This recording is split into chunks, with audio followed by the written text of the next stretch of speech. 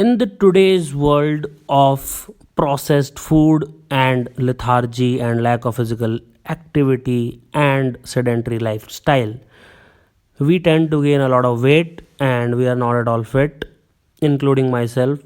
So I have to try these hacks from time to time of how to stay fit and healthy when you don't have time. This is presented by me, Roman Saini, and I learned these tricks as when I was doctor, and I have intricate knowledge of human body as compared to a layman, so I can tell you what works and what does not work in simple terms.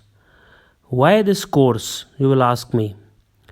This course is there because in a country like India, approximately one fifth of the entire population is either overweight or obese, which is very huge proportion of the population. In a state like Punjab, one third of the population is overweight and obese.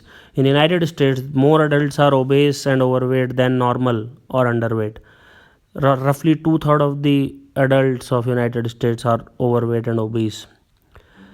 Then we have what we call as 9 to 5 jobs, where earlier in industrial revolution era there was a lot of physical activity, but now we just go there or we file documents and we sit on a chair, and basically we do the minimum possible calorie burning there without involving most of the muscle in our body and without giving any load to our body whatsoever.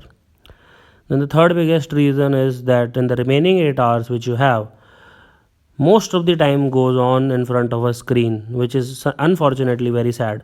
Now this screen can be your mobile phone, your tablet, your laptop, your desktop, your television, or it can be cinema, theater, movies. Basically you spend a lot of time watching on screen, and most of the time you are eating something and you are not physically active.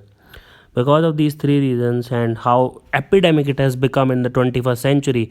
See, this was not a problem 50 years ago, not at all, absolutely no. It was not a health epidemic, it was not a concern. But in last 50 years, because of the three things: first thing is increase in the per capita income, second is availability of cheap processed food, and third is sedentary lifestyle, there is a wave of overweight and obese people. Now you will ask me, what is the harm in having physical inactivity or overweight and obese?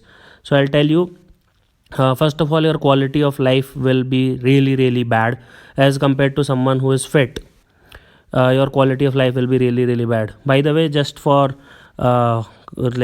information, body mass index is something which determine if you are overweight, obese. If it is up to 25 for western population, it is considered normal. If it is 25 above but less than 30, it is considered overweight, and if it is more than 30, it is considered obese. You can find BMI counter. It's basically weight in kilogram divided by height in meter square.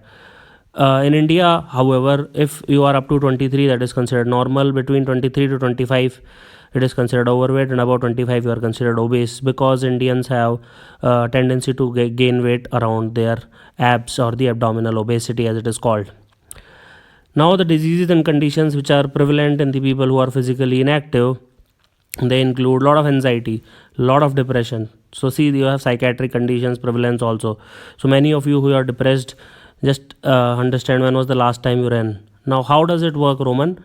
There is a chemical called as endorphin, which is released in your central nervous system, which is equivalent to morphine because it acts on the same receptor. So your body will feel as if you are taking heroin or morphine. That powerful drugs are released when you run. So that is why it is also sometimes referred to as runner's high, because you are literally addicted to running. Then a lot of cardiovascular disease like myocardial infarction, etc. can happen, and you can have heart attacks and blocked arteries and angina and whatnot. Then a lot of migraines are associated with obesity. Lot of cancers: breast cancer, colon cancer, uterine cancer, prostate cancer. I just mentioned two, but there are n number of cancer which are associated with obesity and physical inactivity. Obesity itself is a disease which occurs when you are physically inactive.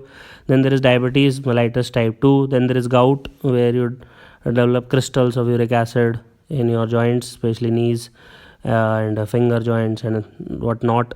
Then there is a lot of high blood pressure, hypertension because of physical inactivity. Now, specific conditions which occur in obesity, obviously CVDs are cardiovascular diseases.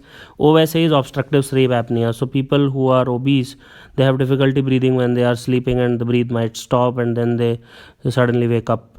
You might have observed this. Then there is PCOD, that is polycystic ovarian disease. It happens in females who are obese. Then there is arthritis, and reduced lifespan is also there. So usually people who are obese live less than the people who are not obese, and in general the quality of life is also really bad. Now, how to stay fit? If you can exercise 30 minutes per day, 5 times a day, you will be fit. And obviously, you will not win the gold medal, you will not run faster than Usain Bolt, but you will be a fit adult, and it will be the best 2.5 hours investment of your life, trust me. And when it comes to diet, as I have already told you, majority of the obesity is because your per capita income is high and processed food is cheaply available, like products like burger, pizzas, noodles. It is so cheap that anybody can afford it, and it is easy to make. It takes like 2 minutes, 5 minutes to cook, and it has high fat, high carbohydrates percentage, and that is why it is called as processed food. So the solution to that is to go to caveman diet. Caveman diet is basically simple. 10,000 years ago, what food products would be available, you can eat them. If it was not available, then you should not eat it. It's as simple as that. Anybody who follows caveman diet literally cannot be obese, impossible. Then we have the two main characters as usual. One is Andy, who works 8 hours a day, and he somehow affords to get 2 to 3 hours of exercise. He wants to exercise and he can exercise. But there are people like Anjali for whom this course is designed, who works 12 hours a day. It can be college, it can be studies, or anything at all. And then there is so less willpower that they want to, but they can't. Even in the remaining 4 hours, they want to, but they can't. So this course is designed for people like Anjali. And in next lesson, I'll bust certain myths associated with physical inactivity, diet, and how do you put on weight and how do you lose weight. Thank you.